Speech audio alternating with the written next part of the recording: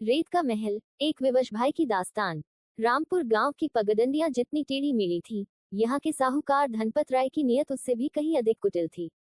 गांव के किनारे एक कच्चा मकान था, जिसमें माधव और उसकी छोटी बहन सुमी रहते थे। माता पिता के गुजर जाने के बाद माधव ही सुमी का संसार था और सुमी माधव की जान। माधव शहर जाकर पढ़ना चाहता था, लेकिन किस्मत ने उसे खेतों में मजदूरी थमा दी। सुमी अभी केवल 16 वर्ष की थी, चेहरे पर अब भी वही भोलापन था जो बचपन में था। लेकिन गरीबी की मार ने इस छोटे से परिवार को साहूकार धनपत राय के दरवाजे पर लाकर खड़ा कर दिया। कर्ज का जाल। माधव ने सुमी की बीमारी के इलाज के लिए धनपत से 5,000 रुपये उधार लिए थे। उसे लगा था कि वह हार तोड़ मेहनत करके चुका देगा, लेकिन साहूकार का ब्याज किसी नागिन की तरह था, जो हर महीने जहर फैलाता और रकम को बढ़ा देता। एक शाम जब माधव खेत से लौटा, तो उसने देखा कि सुमी घर के कोने में सहमी बैठी है। उसकी आंखों में वह चमक नहीं थी जो अक्सर हुआ करती थी। क्या हुआ सुमी, रोटी नहीं बनाए आज? माधव ने थके हुए स्वर में पूछा।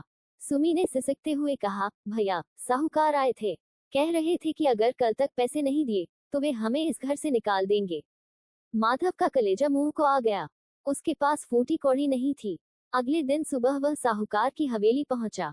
हवेली की ऊंची दीवारें और भारी दरवाजे उसे डरा रहे थे। साहूकार की कुटिल चाल। धनपत राय अपनी गद्दी पर बैठा हुक्का गुड़गुड़ा रहा था।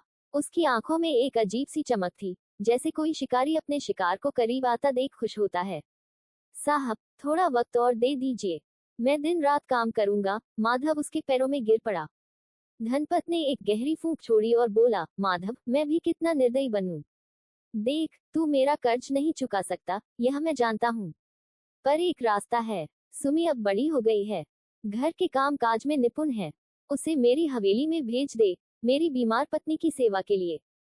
तेरा सारा कर्ज माफ कर दूंगा और सुमी को भी अच्छे कपड़े और खाना मिलेगा। माधव को ये सौदा खटका, लेकिन मजबूरी ने उसकी सोच पर पर्दा डाल दिया। उसे लगा कि उसकी बहन कम से कम 2 वक्त की रोटी तो चैन से खाएगी। भोलापन और विश्वासघात। सुमी को हवेली भेजा गया। शुरुआत में सब ठीक रहा। धनपत राय उसे बेटी कहकर पुकारता था। वह उसे रेशमी साड़ियां और मिठाइयां देता। सुमी को लगा कि साहूकार सचमुच एक नेक इंसान है। माधव भी खुश था कि उसकी बहन अब सुरक्षित है और उन पर कोई कर्ज नहीं है। लेकिन धनपत राय का स्नेह केवल एक जाल था। वह धीरे धीरे सुमी को भावनात्मक रूप से अपनी ओर खींच रहा था। वह उसे उसके भाई की गरीबी और उसकी मेहनत के बारे में डराता। तेरा भाई कितना थका रहता है सुमी, अगर तू यहाँ रहेगी तो उसे कभी मेहनत नहीं करनी पड़ेगी। वह अक्सर उसे यही पट्टी पढ़ाता। एक काली रात, जब हवेली में कोई नहीं था, साहूकार का मुखौटा उतर गया। उसने सुमी के भरोसे और उसकी मजबूरी का फायदा उठाया। सुमी, जो उसे अपने पिता समान समझ रही थी, वह चीख भी न सकी। उसकी आवाज हवेली की ऊंची दीवारों में दबकर रह गई। टूटा हुआ सपना। अगली सुबह माधव जब सुमी से मिलने हवेली गया, तो उसने अपनी बहन को पहले जैसा नहीं पाया। सुमी की आंखें पथराई हुई थीं। वह किसी टूटी हुई गुड़िया की तरह फर्श पर बैठी थी। सुमी, क्या हुआ? माधव ने उसे हिलाया। सुमी के मुंह से कोई शब्द नहीं निकला, बस उसकी आंखों से आंसू बहने लगे। माधव ने जब साहूकार को सामने देखा, तो धनपत के चेहरे पर कोई पछतावा नहीं था। देख माधव, अब ये लड़की किसी काम की नहीं रही, ले जा इसे, कर्ज तो वैसे भी माफ हो चुका है, साहूकार ने अट्टहास करते हुए कहा। माधव को माजरा समझते देर न लगी। उसके पैरों के नीचे से जमीन खिसक गई। जिस बहन की सुरक्षा के लिए उसने उसे यहाँ छोड़ा था, उसी की अस्मत का सौदा हो चुका था। वह साहूकार पर झपटा, पर हवेली के लठैतों ने उसे मार पीट कर बाहर फेंक दिया। मौन का शोर। माधव सुमी को लेकर अपने टूटे हुए घर वापस आ गया। गांव वालों के लिए ये केवल एक और गरीब लड़की की कहानी थी, लेकिन माधव के लिए यह उसका पूरा संसार उजड़ने जैसा था। सुमी ने तब से एक शब्द नहीं बोला।